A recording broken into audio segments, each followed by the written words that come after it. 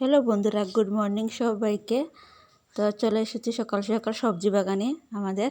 তো ছোট্টখাটো সবজি বাগান বলতেই পারো আমাদের। তো তুলছি ডাঁটা, আজ ডাঁটা দিয়ে মাছ দিয়ে একটা ঝোল করব। তো সবাই মিলে আমার শাশুড়ি, আমার কাকি শাশুড়ি, আমার মেয়ে সবাই আছে।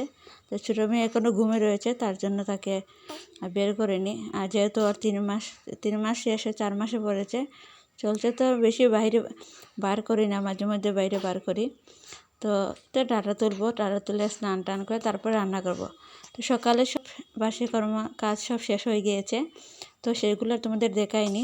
প্রতিদিন কী আছে এক কাজে তোমাদের দেখাবো। তো চলে এসেছি রান্নাঘরে। তো সকালে খাবার দাবার সব শেষ করে দুপুরে রান্না করছি। তো আজ করবো পটল আলু দিয়ে, আর মাছের মাথা দিয়ে একটা ঘন্ট বানাবো। সাথে গোবিন্দভোগ চাল অল্প ছিল, সেটি চাল দিয়ে দেবো।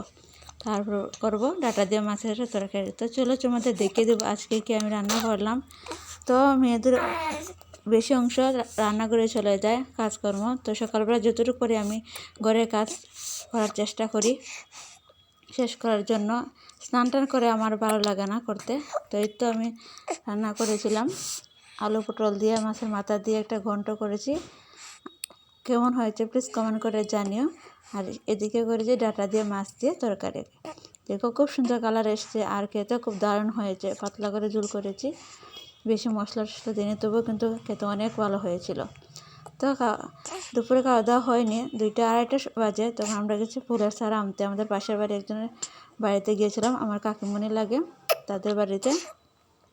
তো আমাদের বাড়িতে ফুলের চারা অনেক কমে গেছে, অর্ধেক গরুয়ে গিয়ে নিয়ে আমাদের বাড়ি থেকে চলে এসেছে আমাদের পাশের বাড়িতে, কাকিমণির বাড়িতে কয়েকটা ফুলের চারা নেব তার জন্য।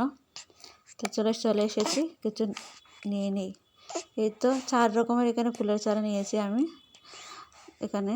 এই তো দেখো, আজ এগুলো এমনি লাগিয়ে রাখবো, একটু বড় হলে তখন আর জায়গা নিয়ে লাগাবো, তখন তোমাদের সাথে অবশ্যই আমি শেয়ার করব। তো বেশি কিছু আজকে আমি তোমাদের সাথে শেয়ার করতাম, যেহেতু বৃষ্টি বাদলের দিন, কাজকর্ম করতে অসুবিধা, তো অনেক ডিস্টার্ব হয়ে যায়। তো এখন বাজে সন্ধ্যা 5:30 কি 6টা বাজে।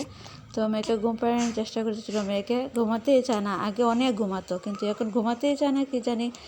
তো অনেক চেষ্টা করার পর ঘুমায় না। তো একটু হাঁটছে ওকে নিয়ে। তো বাইরে বেশি বার করে না, যেহেতু ঘরের ভিতরে হাঁটাহাঁটি করছে ওকে নিয়ে।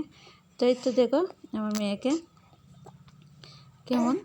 তো আজ যতটুকু তোমাদের ব্লগ শেয়ার করছি। তো আর একটা ব্লগ নিয়ে তোমাদের সাথে হাজির হব।